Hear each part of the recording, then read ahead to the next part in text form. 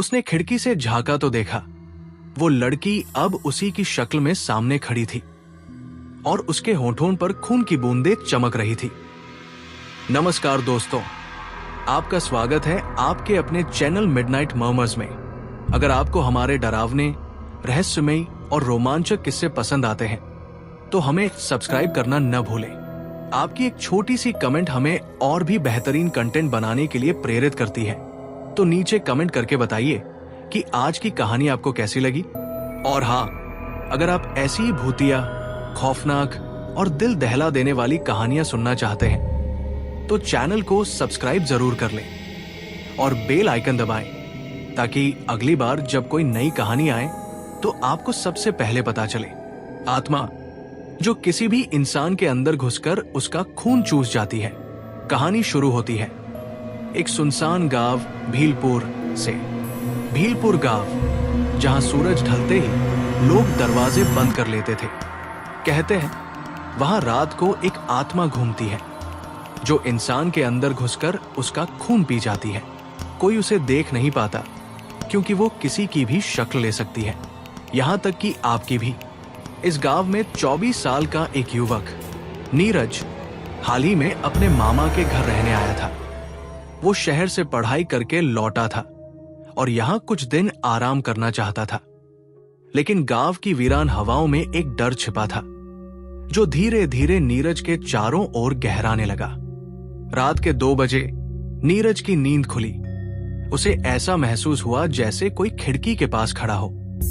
उसने झांका, एक लड़की खड़ी थी, बेहद खूबसूरत, पर उसका चेहरा धुंधला था। कौन हो तुम? नीरज ने पूछा। लड़की बोली, मैं वही हूं जिसे बुलाया गया है। नीरज चौंका। वो नीचे दौड़कर बाहर गया, लेकिन वहां कोई नहीं था। सुबह नीरज ने गांव के पुराने पुजारी बाबा दयाराम से इस घटना का जिक्र किया। बाबा डर गए। बेटा, वो आत्मा फिर से जाग गई है। 100 साल पहले भीलपुर में एक औरत जिंदा जला दी गई थी क्योंकि लोग उसे डायन समझते थे। मरने से पहले उसने कहा था, मैं लौटूंगी और हर उस इंसान का खून चूसूंगी जो निर्दोष को मारेगा या पाप करेगा। अब वो आत्मा शरीर में घुस जाती है और इंसान की शक्ल बदल जाती है। नीरज को हंसी आ गई। बाबा, अब भूत प्रेत की कहानियां कौन मानता है? बाबा ने गुस्से से कहा, जब तुम खुद को आईने में देखोगे तब पहचान नहीं पाओगे कि असली तुम हो या वो। नीरज की मामी ने रात में चीख मारकर सबको जगा दिया। उनकी आंखों से खून बह रहा था और वो बोल रही थी, नीरज, नीरज ने मुझ पर हमला किया। नीरज हैरान था। वो तो अपने कमरे में था, पर मामी चीख रही थी। मैंने उसकी आंखों में देखा, वो नीरज नहीं था, उसकी आंखें लाल थी।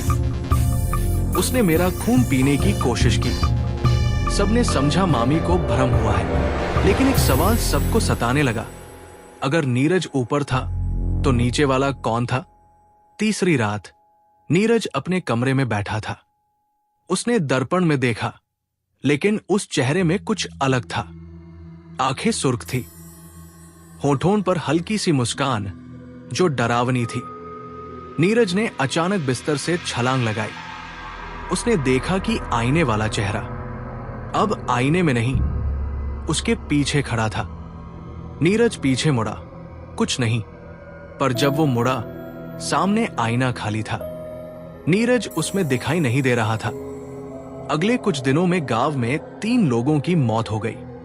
सबकी मौत एक जैसी, शरीर पर कोई घाव नहीं, पर शरीर पूरी तरह खून रहित।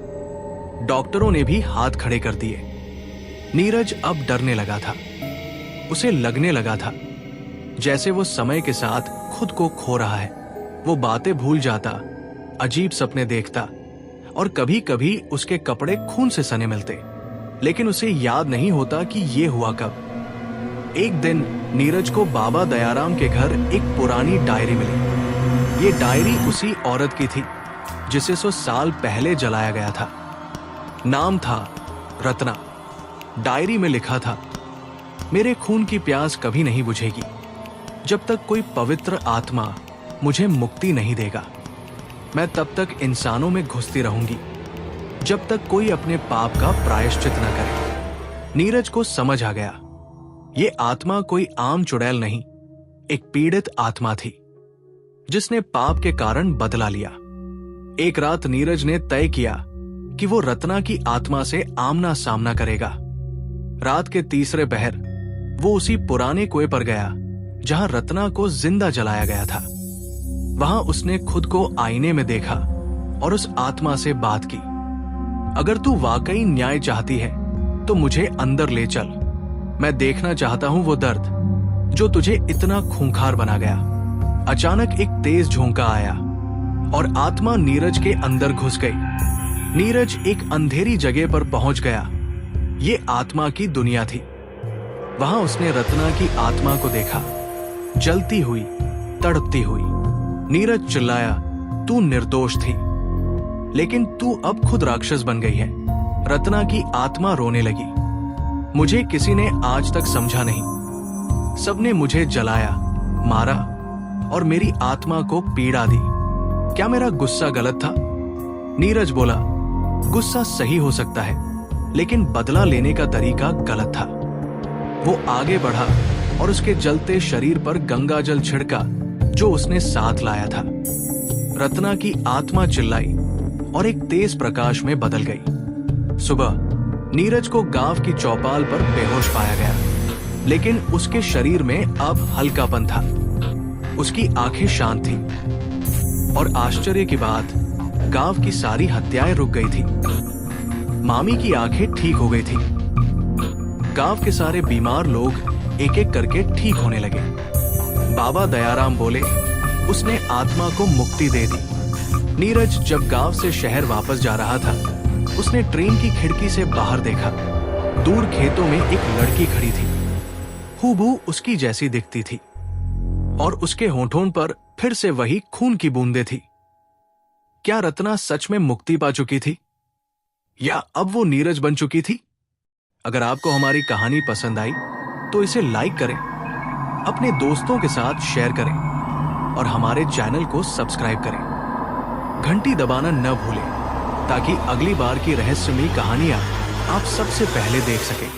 आपकी एक प्रतिक्रिया हमें और बेहतर बनाने में मदद करेगी। धन्यवाद।